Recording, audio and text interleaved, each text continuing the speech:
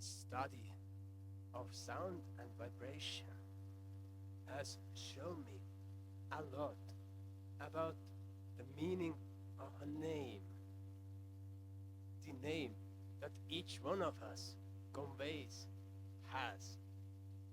And as I come from a Christian background, actually, we are living in a country that is the most least religious country in the world, Estonia.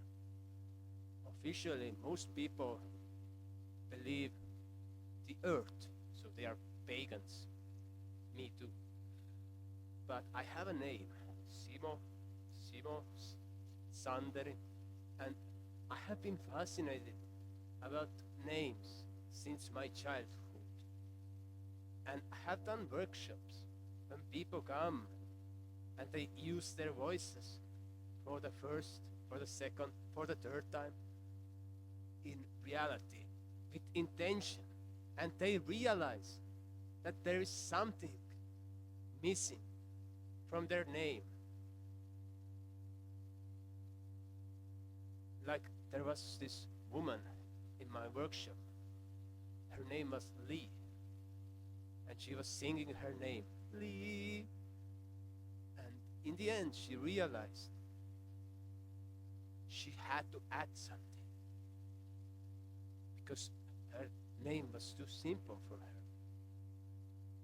And I have other people, and I have seen transformations happening in them. But I'm not advocating or saying that you should change your name. And your name sounds different in different countries. My name is Simon, okay? Maybe you do not understand the meaning behind this name. Simon, in UK it's Simon. In France, Simon or Simone. In Spain, Italy, Simone, Simone, Simone. So, and in Hebrew, it's Shimon, Shimon. And in the Iranian culture, the name correlates with the phoenix, the bird of fire, Simoch or Simork, depends where you are pronouncing something. But knowing this background about my name gives me a recognition. I recognize my potential. I recognize who I am and what I am supposed to do in this life. Same principle is also which kind of traumas we might have in our bodies when we are carrying our name. Like a child who was never cared of might feel no connection to his or her name. Or someone had demanding parents like, Mary, Mary, Mary. And then that poor Mary, who has become an adult, hates her name because always when she hears someone telling her name, Mary, she just remembers like father or mother shouting, Mary, Mary. It might happen, and it has happened with many people. And then it's time to unpack your name, to understand the meaning. Like Simon or Shimon, it means one who hears the word of God or the word of divine. And that's my mission. Because I lecture, I give out information to other children like me. No, I'm not a prophet. I'm just a teacher. And not in a common sense, not in a school system, but I'm a teacher. I share knowledge that I attain from somewhere. And then there's another thing. When we are living in our countries, we might have those ancient names that have been used time after time that have no correlation to a religion. Like our country is full of rich, beautiful names.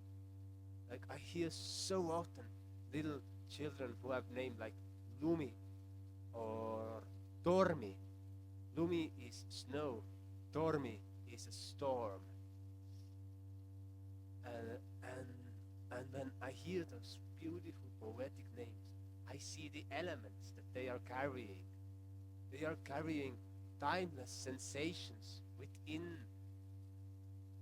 their vehicles of soul, in their bodies, in other words. And then, when we look at our tradition, at our ancestry, when we look in the heraldic families or the royalties, for example, we see that they know their lineage, they know their ancestry, they know the names of their grandfathers and grandmothers, what they did do in their lives, and where did they come from. You could do this exercise. You could find out the names of your grandparents, great-grandparents, great-grandparents, etc.